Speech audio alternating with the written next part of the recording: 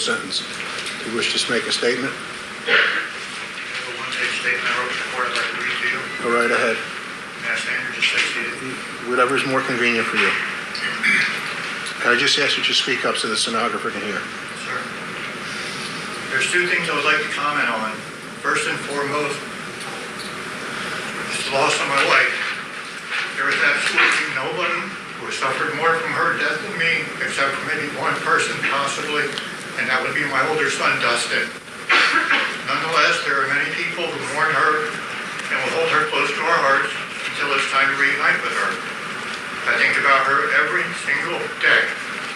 All 798 days that she's been gone so far. I love her. I will always love her. And what happened to her will always haunt me. But I did not mean to go crazy that day, regardless of what anybody in this courtroom will ever say or think. To say I'm sorry does not even begin to explain how I feel. But it's the only thing that I can say for what's already been done. It brings us to the second thing I'd like to comment on. I've hoped that the truth about what happened that tragic day would have been brought forward, and instead I was held silent while a manipulative and abusive prosecutor invented false charges and then was even able to make a game out of this courtroom with them. Similar to the doctors who testified in here, like them, I too don't know all the legal terms and the law like the attorneys do. I was forced to follow attorney's direction under the threat of a lifelong imprisonment. There were witnesses I wanted called and talked to, but they never were. There were questions I wanted asked, some of which I believe would have even relieved at least 2/3 of all of these charges, but they were never asked either. There were times I tried to ask questions, and I was told that I didn't have $3 million to pay for a legal education. Another time I was told I didn't have 4 hours to explain things to me. And under the circumstances, I often just bit my tongue and remained submissive and tried to just trust my attorneys. Trusting people is a hard thing for me to do. I was told that this was manslaughter, cut and dry, an act of passion, the passion of love for my children. So I believed them. At one point, I was given a plea deal to either plead guilty to second-degree murder or face all of the current charges for which I am now convicted of. I declined that plea offer because I didn't think it was possible to be convicted of something that wasn't true. Yet here I am. There is still much truth unknown to the attorneys and the court, things that simply prove that I didn't receive a fair trial, things that now only my boys will hopefully know someday. Yes, I am deeply sorry for the loss of my wife. I'm also sorry for what this community had to experience. As for Cheyenne, I understand why she continues to still stand here and write fantasy and alternate reality stories. It condemns me so that she doesn't have to be ashamed of what the truth is. But know that she is lying. Also know that even though I disagree with her choice to do so, I do understand why she would sit here and try to play the victim. If our sexual roles would be reversed, I were the woman and she was the man, then people would believe me. I am disappointed in her, but again, I understand. Therefore, even with this false conviction being partially a result of her lying, I still forgive her, and I also ask for my sons and family to forgive me one day also. Please remember my wife, visit her grave, and know that we're all waiting to be reunited someday with our family and our loved ones. In regards to Mr. Schlake's request for the restraining orders and orders of protection, it's your choice. Everything is your choice at this point. Cheyenne, I would like to think that someday she'll accept truth. My boys, everything that's happened, they're the biggest victims in all of this, and I honestly don't think it's fair for them to lose both of their parents because of what's happened. I'm not abusive to them, but it suits the family to make allegations as such because they get what they want. I want to see my boys. I want to talk to my boys, and they have a right to know the truth about what happened. Again, I'm sorry. Thank you.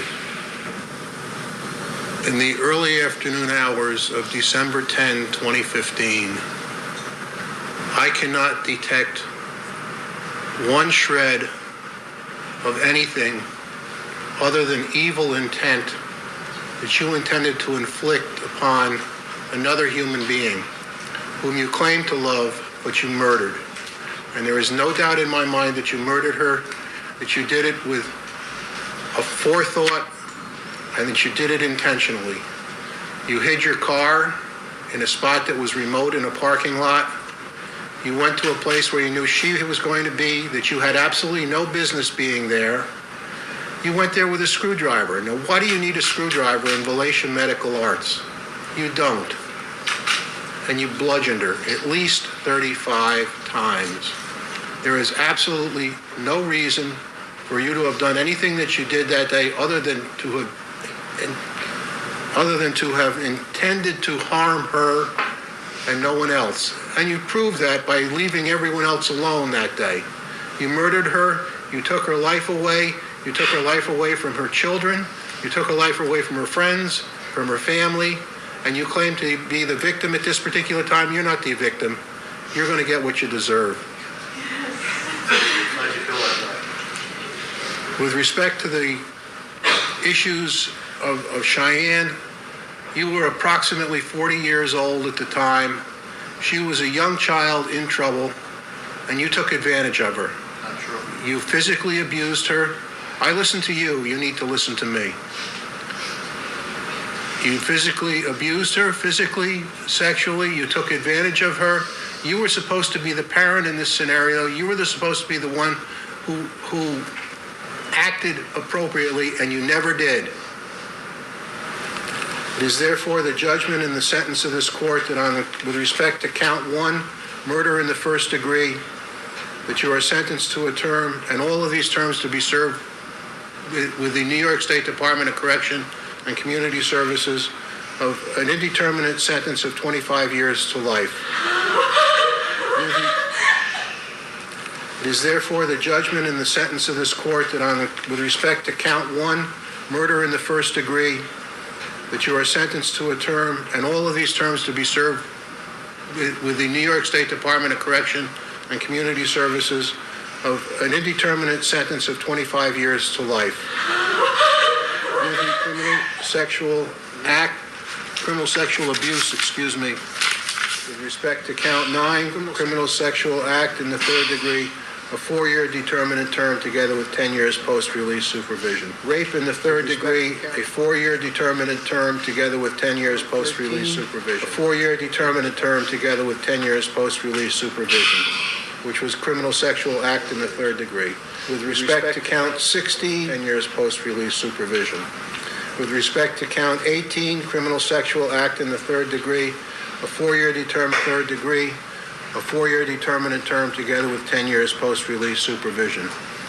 With a term of 4 years together with 10 years post-release supervision. A term of incarceration between 1 1/3 to 4 years. With respect to count 9.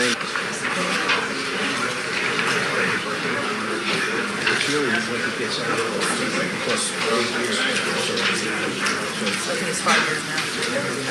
Plus 5? Your Honor, 2073. I'm going to bring him up first. Go ahead.